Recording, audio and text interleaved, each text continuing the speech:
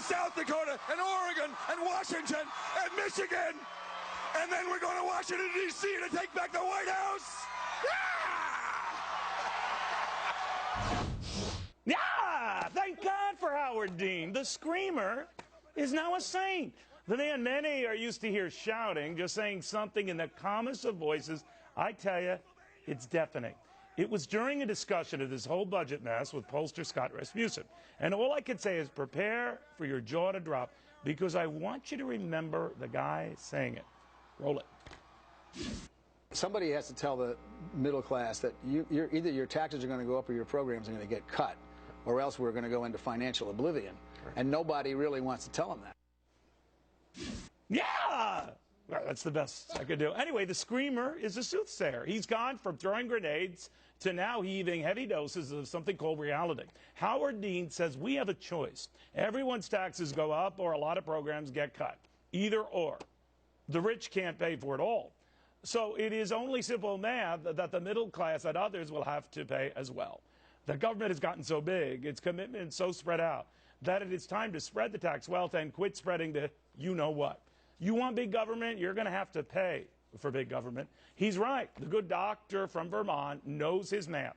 More than $1 trillion going out that coming in year after year cannot be sustained, so more are going to have to pay. Now, I don't know if the former presidential candidate had a weak moment, but I hope he passed along this bit of reality and wisdom to the president that we've got right now, because Barack Obama is making a huge stink about those $85 billion in automatic spending cuts that are coming March 1st. Cuts that aren't really cuts at all. And in the scheme of a $3.5 trillion budget, barely a rounding error on a rounding error at best. Nevertheless, the president busy showcasing props to make his case the cuts are cruel, that it's going to mean fewer meat inspectors, Armageddon at airports, you name it. Listen to Howard Dean, Mr. President, misleading taxpayers into thinking we can keep going on like we have been. That is even more cruel. Just ask Michelle Field, Whalen, Guy Benson. Guy, I think this time the screamer has spoken softly and loudly. What do you think? He has, and as a matter of fact, Governor Dean has been making this point on several occasions since the election, conveniently, but he has said this on a variety of different networks, saying the middle class eventually are going to have to get hit. And unfortunately, if you're a middle-class American right now watching, he's right, unless his party can get over their metaphysical inability to deal with the real driver of our debt, which is the bloated entitlement state and the unfunded liabilities coming down the pike. You are going to have to raise taxes on everyone. So, Neil, I think that if Republicans are smart in the next election cycle, they'll go up to all the various Democrats running for office who want to continue running on this lie that we can just stick it to the rich and say, do you disagree with Governor Dean and his assessment? And if you do, how do you make the math work exactly? Well, I think, you know, Michelle, if you think about it, Governor Dean has just said what I think a lot of other prominent Democrats, including the president on down to Harry Reid, Nancy Pelosi, really also concur with in their heart of hearts. They're just not saying it, that the math doesn't add up, that you could tax the rich at 100% and it wouldn't come close to covering our needs. And this is more than just a reallocation problem, to quote Senator Harkin. This is just a bad math problem, and that we can't sustain this. And that if we want a government this size, and there is an argument to be made in some polls that a lot of Americans do want a bigger, better government, then you're going to have to pay for it. And he's pointing the way. Then you're going to have to tax a lot more people to provide it. What do you think of that? Exactly. Look, the path that we're on right now is just not sustainable. And I think it's time that Americans make the choice.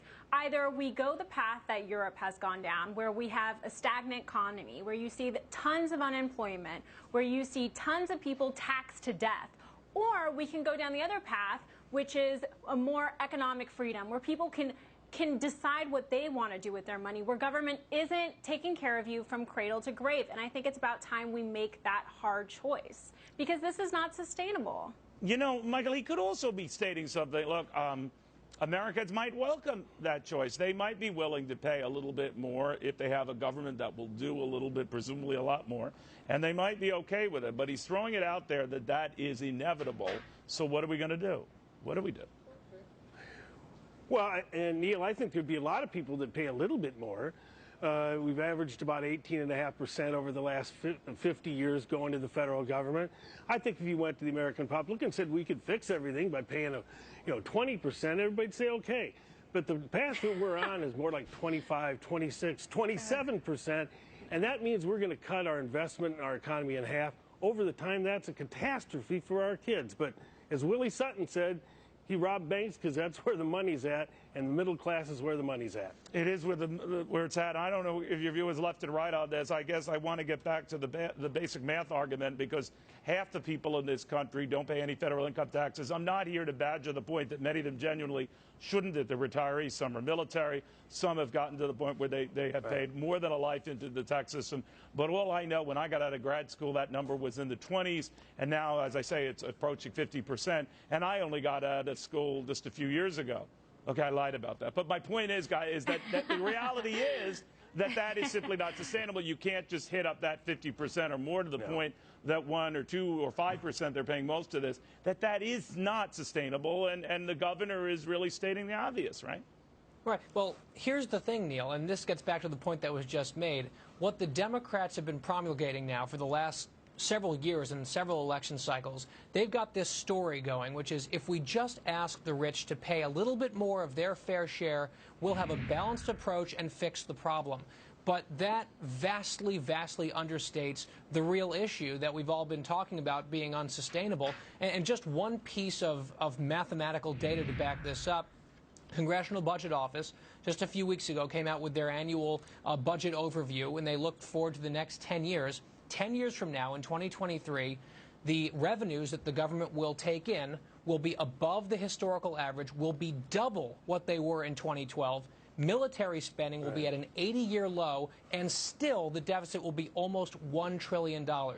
That is a snapshot of unsustainability. Now, Michelle, the argument is that you can always try to grow out of this, and I think Bill Clinton reminded us of that, and of course it was cushioned by an internet boom, the likes of which we hadn't seen in some time. You can have a boom like you had during the Reagan years. My point is, you can grow your way out of this. Is he also saying that in this environment it is hard to picture a boom of that magnitude to pay for all of this?